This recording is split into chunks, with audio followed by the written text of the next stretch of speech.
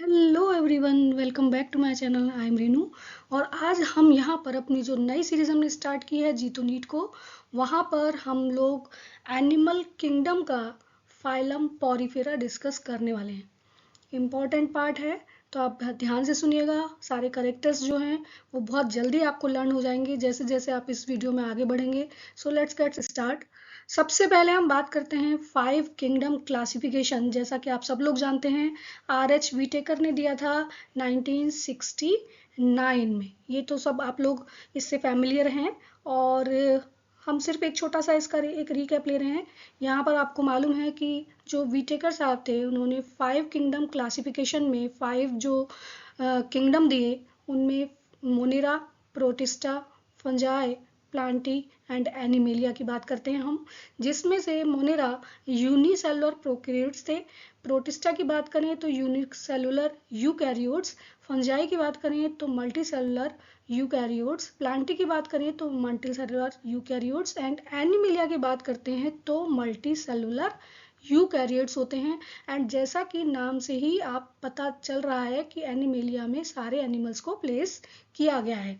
ठीक है, अब आइए आगे इसके बारे में हम देखते हैं। सबसे पहले हम बात करेंगे यहाँ पर किंगडम एनिमेलिया को हमने किस तरह से डिवाइड किया है और कौन कौन से उसके डिवीजन होते हैं। वो जो डिवीजन है उनको हम क्या कहते हैं, फाइलम कहते हैं। जो नेक्स्ट डिवीजन किया गया है एनिमेलिया का, किंगडम के बाद क्या आता है, फाइलम। ये आप पढ़ चुके हैं फर्स्ट चैप्टर में। तो किंगडम एनिमेलिया को हमने किस तरह से डिवाइड किया है, यहाँ देखिए। सबसे पहले हम बात करते हैं लेवल ऑफ ऑर्गेनाइजेशन। ऑर्गेनाइजेशन का मतलब है, जैसा कि आपको मालूम है, all the living organisms are made up of cells. And cells किस में कन्वर्ट हो जाती हैं, सेल्स जो होती हैं वो टिश्यूज़ बनाती हैं। एंड टिश्यूज़ जो होते हैं वो फिर क्या बना लेते हैं, ऑर्गन्स बना लेते हैं। एंड ऑर्गन्स जब एक साथ मिल जाकर काम करते हैं तो ऑर्गन सिस्टम फॉर्म होता है। और इस तरह से जो ऑर्गेनाइजेशन हो जाता है, या आप कह सकते हो कि ये पूरा जो अरेंजमेंट होता है, इस अरेंजमेंट को हम कहते हैं level of organisation. It may be cellular, यानी कि वो सेलुलर हो सकता है, या तो सिर्फ सेल्स होंगी, या फिर वो टिश्यू ऑर्गन या ऑर्गन सिस्टम के रूप में हो सकता है। अगर हम सेलुलर की बात करते हैं, सेलुलर ऑर्गेनाइजेशन की, तो उसमें एक फाइलम को रखा गया है, दैट इज पॉरीफेरा। क्लियर, ये आपको समझ आ गया होगा। नेक्स्ट बच्चों हम बात करने वाले हैं यहाँ पर कि जो भी ऑर्गेनिजम्स हैं उनमें टिश्यू लेवल ऑफ ऑर्गेनाइजेशन कहाँ है। यहाँ पर दो ग्रुप्स रखे गए हैं, Coelenterata and Ctenophora. And organs की बात करते हैं, यानी ऑर्गन लेवल तक जब पहुँचता है ऑर्गेनाइजेशन, तो उसमें जो ग्रुप रखा गया है वो है प्लेटीहेल्मिन्थीज। ऑर्गन सिस्टम की अगर हम बात करते हैं तो वहाँ पर निमेटोड्स को रखा गया है, साथ में कॉर्डेटा और नॉन कॉर्डेटा उसमें प्लेस किए गए हैं। क्लियर, तो इस तरह से ये एक लेवल ऑफ ऑर्गेनाइजेशन के बेसिस पर हम इसको एनिमेलिया को आगे फर्दर डिवाइड कर देते हैं। नेक्स्ट हम बात करते हैं सिमेट्री की। तो देखिए, सिमेट्री जो है वो भी दो तरह की होती है। एक रेडियल सिमेट्री, जैसा आप जानते हैं, किसी भी प्लेन से अगर उनको काटा जाए, सिलेंड्रिकल बॉडी होती है, तो किसी भी प्लेन से अगर उनको काटा जाए, कट किया जाए, वो दो इक्वल पार्ट्स में कट हो जाते हैं। इस तरह की जो सिमेट्री होती है वो रेडियल सिमेट्री कहलाती है।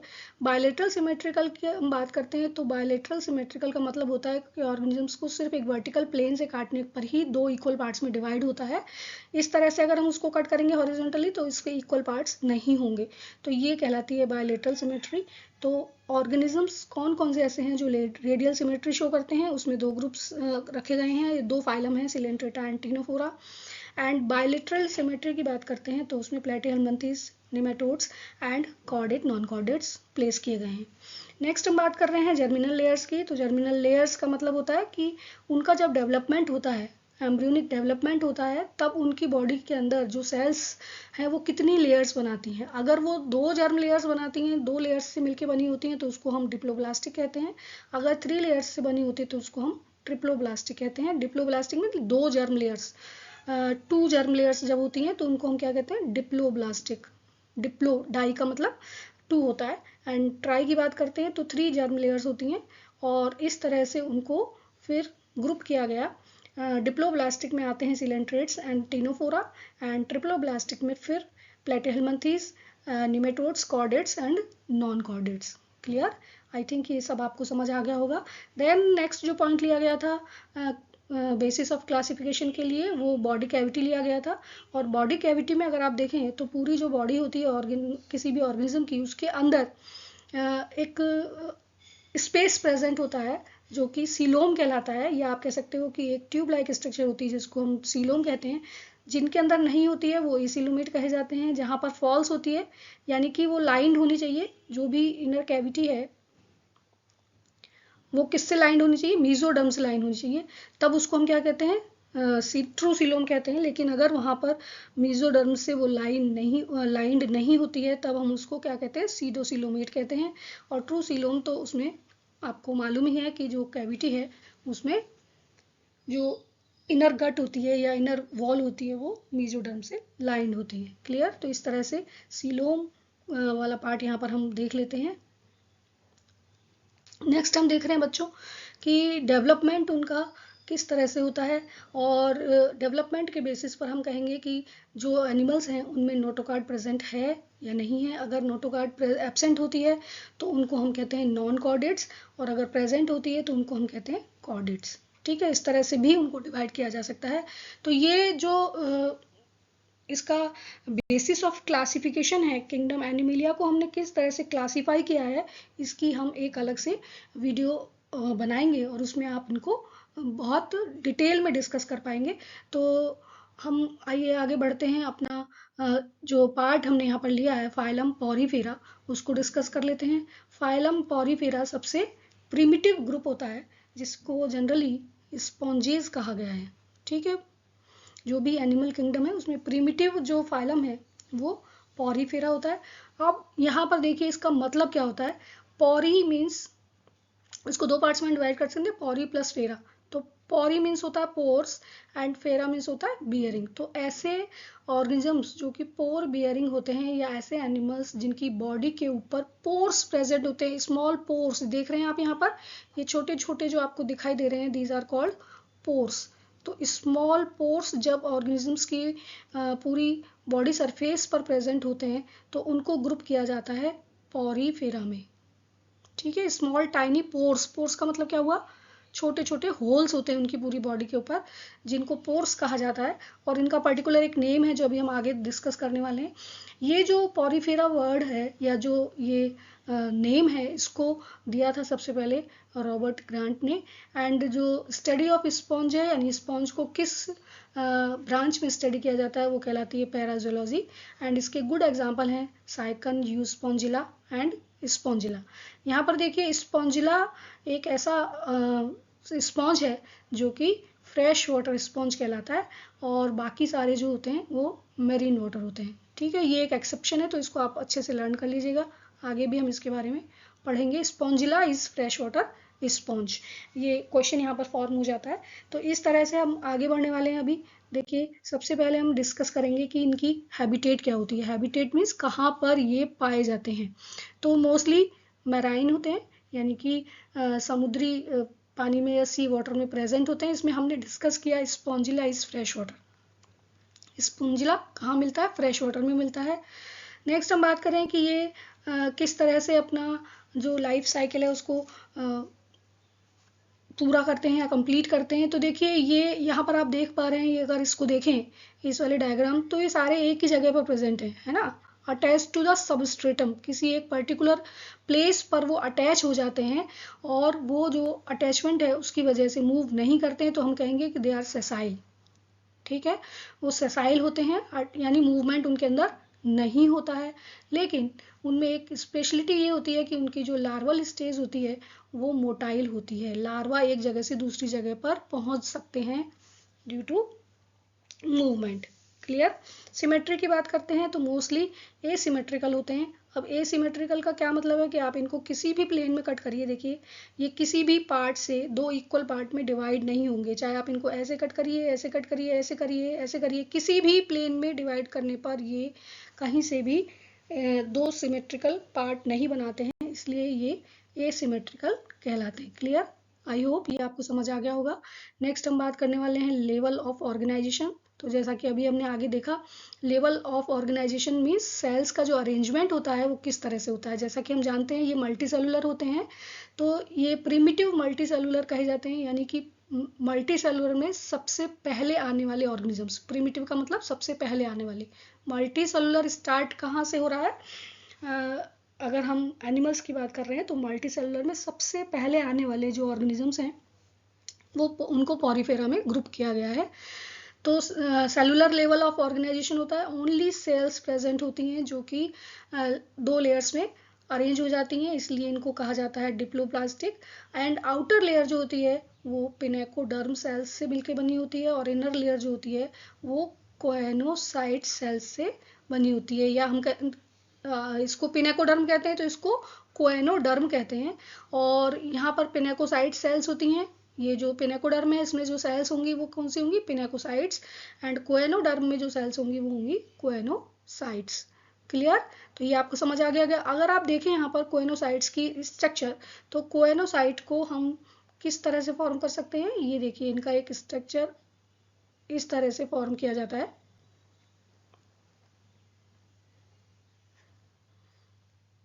ये एक स्ट्रक्चर है कोएनोसाइट, इनको कॉलर सेल्स भी कहा जाता है। ठीक है, पूरी बॉडी में प्रेजेंट होती हैं ये, और इनर सरफेस पर होती हैं। जैसा आप यहाँ पर देखें, ये देखिए इनर पार्ट जो है इसका, यहाँ पर आप देख पा रहे हैं ये कोएनोसाइट्स होती हैं। ठीक है, इसके अलावा यहाँ पर अमीबॉइड सेल्स या अमीबोसाइट्स भी होती हैं, एंड पोरोसाइट्स भी होती हैं। जो पोर्स हैं उनके आसपास जो सेल्स प्रेजेंट होती हैं उनको पोरोसाइट्स कहते हैं। इसके अलावा आप अगर देखें तो यहाँ पर आपको एक स्पेस दिखाई दे रहा है, तो आइए आगे हम देख लेते हैं कि इसको हम क्या कहते हैं। अब हम बात कर रहे हैं इसके बॉडी स्ट्रक्चर की, तो बॉडी स्ट्रक्चर को अगर हम देखें तो होल बॉडी पर पोर्स प्रेजेंट होते हैं। जैसा आपको मालूम है, स्मॉल ये जो दिखाई दे रहा है डॉट लाइक स्ट्रक्चर्स, ये पोर्स हैं। अगर हम इसका ये एक कट सेक्शन देखें तो यहाँ पर ये वाले जो पार्ट्स दिखाई दे रहे हैं, बीच बीच में जो गैप दिखाई दे रहा है, ये क्या कहलाते हैं? पोर्स कहलाते हैं। और इन पोर्स को हम कहते हैं ऑस्टिया। इनको क्या कहा जाता है? इनको कहा जाता है ऑस्टिया, जैसा आप यहाँ पर देख रहे हैं। क्लियर? एंड एक बड़ा ओपनिंग होता है इसकी अपर सरफेस पर, और उसको हम कहते हैं ऑस्क्यूलम। तो 2 डिफरेंट टाइप के पोर्स हो गए। स्मॉल पोर्स जो कि उसकी बॉडी सरफेस पर प्रेजेंट होते हैं उसको हम ऑस्टिया कहते हैं, और जो एक लार्ज ओपनिंग होती है उसकी अपर सरफेस पर उसको हम ऑस्क्यूलम कहते हैं। It act as a mouth, ये माउथ की तरह एक्ट करता है। अब यहाँ पर क्योंकि माउथ और एनस अलग अलग नहीं होते हैं, तो जो भी मटेरियल एंटर हो रहा है वो ऑस्टिया के थ्रू एंटर हो रहा है वाटर करंट के साथ, और ऑस्क्यूलम से उसको बाहर निकाल दिया जाता है।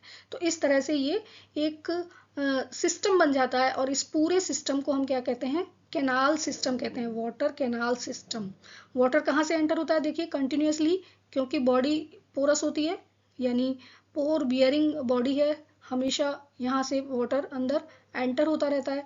अब वाटर अंदर एंटर होगा तो इसमें इसकी जो एक कैनाल है या जो सीलोम है उसके अंदर आता है, इसको हम कहते हैं स्पॉन्जोसील। स्पॉन्जोसील में आने के बाद यहाँ पर जो भी इसका फीडिंग है, रेस्पिरेशन है या एक्सक्रीशन है, जो भी प्रोसेसेस होते हैं, क्योंकि किसी तरह का कोई सिस्टम यहाँ पर डेवलप नहीं होता है, जो सेल्स होती हैं वो ही इसमें हेल्प करती हैं।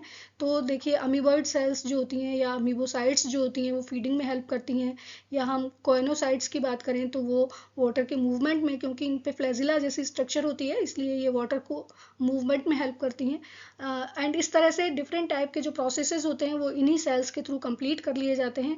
एंड वाटर जो कि इसके अंदर एक्सेस अमाउंट में प्रेजेंट है, फिर वो एक्सक्रीट आउट कर दिया जाता है विद वेस्ट मटेरियल। कहाँ? बाहर। ठीक है, आउट हो जाता है वो। तो देखिए यहाँ पर अगर हम वाटर कैनाल सिस्टम को समझें तो देखेंगे कि वाटर ऑस्टिया के थ्रू एंटर होता है, स्पॉन्जोसील में पहुंचता है, और स्पॉन्जोसील से ऑस्क्यूलम होते हुए वो आउट कर दिया जाता है, बॉडी के से थ्रोन आउट उसको कर दिया जाता है। ये जो वाटर कैनाल सिस्टम है ये किस चीज़ में हेल्प करता है? तो जैसा मैंने अभी आपको बताया कि कोई स्पेशलाइज्ड ऑर्गन सिस्टम नहीं है, टिश्यू सिस्टम नहीं है, तो जो भी कुछ होता है वो एंटर किससे होता है? ऑस्टिया के थ्रू एंटर होता है।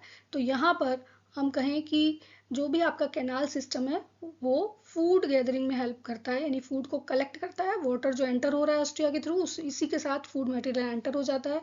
रिमूवल ऑफ वेस्ट में हेल्प करता है, क्योंकि जहाँ पर जो भी उसका डाइजेशन होना है या जो वेस्ट मटेरियल फॉर्मेशन होना है, गैसेस का एक्सचेंज होना है, वो सब कुछ इसी कैनाल सिस्टम में कंप्लीट हो जाता है और उसके थ्रू वो ऑस्कुलम के थ्रू उस वेस्ट वाटर को बाहर फ्लो कर दिया जाता है या बाहर निकाल दिया जाता है। क्लियर? तो देखिए यहाँ पर इस तरह से आप ये अगर सिंपल वे में इसको देखें तो ये इस तरह से दिखाई देता है। अगर इसकी हम सारी सेल्स के बारे में देखें तो यहाँ पर देखिए इनर जो साइड है उसी में कोएनोसाइट्स प्रेजेंट होती हैं। जो बाहर वाली सेल्स होती हैं वो इसमें हेल्प नहीं करती हैं। अंदर क्योंकि ये फ्लैजिलेटेड सेल्स होती हैं इसलिए ये वाटर मूवमेंट में हेल्प कर रही हैं एंड जो भी वेस्ट मटेरियल है वो यहाँ से बाहर निकल जाता है। जो सेल्स अमीबोसाइट्स कहलाती हैं वो सेल्स उसके किसमें फैगोसाइटोसिस में हेल्प करती हैं। तो इस तरह से वो फूड को डाइजेस्ट करने का भी काम करती हैं। क्लियर? नेक्स्ट हम यहाँ पर बात करने वाले हैं स्केलेटल सिस्टम। बॉडी जो है वो सपोर्टेड होती है स्केलेटन से। यहाँ पर जो स्केलेटन सिस्टम है उसमें दो डिफरेंट टाइप की जो स्ट्रक्चर्स हैं वो देखने को मिलते हैं, जिसमें हम कहते हैं एक स्पॉन्जिन फाइबर्स जो कि प्रोटीन फाइबर्स होते हैं और स्पिक्यूल्स जो कि कैलकेरियस या सिलिशियस हो सकते हैं। और वो स्पिक्यूल्स जो होते हैं उनकी स्ट्रक्चर, स्पिक्यूल्स का मतलब कांटे जैसी स्ट्रक्चर होती है और वो इसमें प्रेजेंट हो सकते हैं कहीं कहीं पर। ठीक है, बीच बीच में। डाइजेशन जो है होलोजोइक होता है और इंट्रासेलुलर होता है और इसमें हेल्प करते हैं कोएनोसाइट सेल्स। अमीबॉइड सेल्स उनको डाइजेस्ट करती हैं और कोएनोसाइट्स उनको पूरी बॉडी के अंदर सप्लाई करने का काम करती हैं। क्लियर? देन रेस्पिरेशन की हम बात करते हैं तो देखिए किसी भी तरह का सिस्टम तो है ही नहीं, इसलिए respiration and excretion simple diffusion से होता है, यानी कि बॉडी सरफेस से जो गैसेज होती हैं उनका एक्सचेंज हो जाता है। इसी तरह से ये अमोनिया प्रोड्यूस करते हैं एज ए एक्सक्रीटरी वेस्ट, तो अमोनोटैलिक कहलाते हैं। और अमोनिया भी हाईली सॉल्युबल है वाटर के अंदर, तो इजीली वो डिफ्यूजन के थ्रू एक्सचेंज कर दी जाती है या बाहर रिमूव कर दी जाती है। इनकी रीजनरेशन पावर बहुत हाई होती है।